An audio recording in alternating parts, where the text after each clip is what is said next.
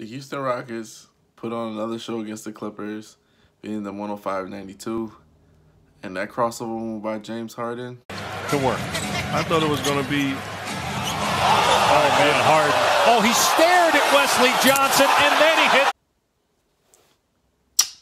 Just magnifique. He sprinkled a little bit of something. He cooked it up a little bit. Stared at him like, you going to come back? You going to close out? All right. Yeah. The Rockets this season have been making serious noise about being contenders for an NBA championship. They're ranked first in offense, 7th in defensive rating. They've been doing a lot of things well. Their backcourt of Chris Paul and James Harden have clicked. They have like one of the highest rated backcourts ever of all time, since like Earl Paul Monroe, etc., etc. Everybody wants to make the case for the Rockets to be NBA champions, and they don't respect the fact that people aren't willing to say, well, they have the best record in the West, and they're on a crazy win streak. They feel like they can't lose. Why can't they be considered, for a championship? And there's always been a going saying, to be a champ, you got to beat the champs. And that's sort of like what happened with Golden State, prior. Like, nobody really believed in them. They're like, you can't win the championship shooting jump shots and stuff like that. And they won 2 of the last 3, and they became champions. So, essentially, the Rockets have to overcome the hurdle of becoming the champ by beating the champ. Because the problem is, we've seen James Harden have 3-4 MVP seasons before, and his team has had great records.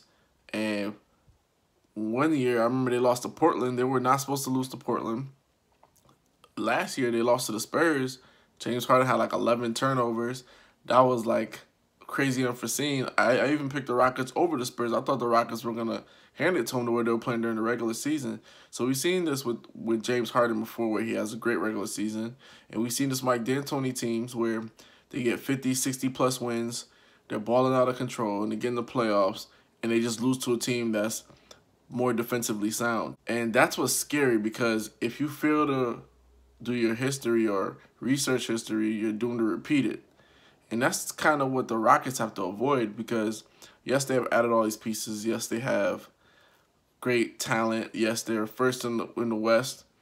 But will they repeat that history in the playoffs when it's crunch time and the game is slowed down and the possessions are more minimal? What happens? Can you give it to James Harden? Will teams double him? When they double him, he has to pass it out to... This is going to be important. When they double James Harden and they have to pass it out to P.J. Tucker, is he going to knock down 3 wide open threes? Can you rely on P.J. Tucker to knock down 3 open threes? If they double CP3, can you rely on Trevor Ariza to continue to knock down 3 open threes? Can you rely on them to keep knocking down threes in the postseason where they have to defend, when the game slows down, when they're calling more fouls, when the game's more physical, when teams have more time to scout you? Can they trust? It's a trust factor. We see what they're doing. They're balling out of control. Nobody can deny that. That's 100%. It's just the trust factor. It's just the progressions. Their offense doesn't have a lot of progressions. It's just like James Harden gets the ball, ISO. Chris Paul gets the ball, ISO. Defense collapse, kick it out for a 3. It's not a lot of progressions or anything like that. It's just relying on those 2 guys to do their thing. And that's another thing that's scary for the Rockets, in my opinion. What happens if James Harden gets into foul trouble, or Chris Paul gets into foul trouble? Does that turn you into the Rockets of the old, where it's just one guy going, 1-on-5 again? Because teams, this is what they're going to do in the playoffs. They're going to let him dribble. They're not going to reach. Well, good teams, they're not going to reach, and they're going to say, shoot all day. Because we'd rather you make tough jump shots. We won't put you on the line. Just keep making tough jump shots, and we'll live with the results. Playoffs is not about spectacular crossovers or anything crazy like guys, hitting a bunch of threes. It's not about that. It's about defense and rebounding and who can get the easier buckets. And I can contend with you, if you're playing a 7-game series, if your main offense is to have 1 or 2 guys dance on you all day and win a championship, that's going to be tough. You know, LeBron and Kyrie were able to do it, but that was basically based off of extenuating circumstances. And that's another knock for the Houston Rockets. The Warriors have already seen 2 guys that can go for 30 each, and they've been able to get past them, and LeBron and Kyrie. So they've seen this before. So you got to do something different, because if you're just gonna continue to ISO and think you're gonna win the championship, I don't think so. I don't think so. That's just my humble opinion. There's nothing against the Rockets or nothing like that. But last year, I really thought they turned the corner. I thought they were gonna get to the Western Conference Finals again, and out of the blue, you could blame it on James Harden hitting his head, whatever the case is. It just didn't work out. And this year, it's like the same deal. They're balling. James Harden's MVP.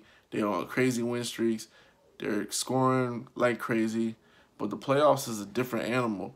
And until they could prove in the playoffs, you know, we're solidified, we're stamped, this is who we are, we're going to continue to play like this throughout the playoffs, then it's really remaining to be seen. Because watching the Golden State game against the Wizards, it wasn't even no isolation really, like besides Kevin Durant here and there. But the progressions, the way the offense is just automatic, the defense, the double teams that came at certain times, sometimes you don't see that from the Rockets. And like right now, the Rockets are ranked, you know, 7th in defense and stuff like that. But you can still score on them easily. Like that's not a problem. So it's all about getting stops. It's all about what happens when James Harden or CP3 doesn't have it rolling. Is Clint Capella going to get you 30? Is Trevor Ariza going to give you 22? These are the things, because when in the playoffs, things change. Guys tighten up, and the real comes out. So we'll see.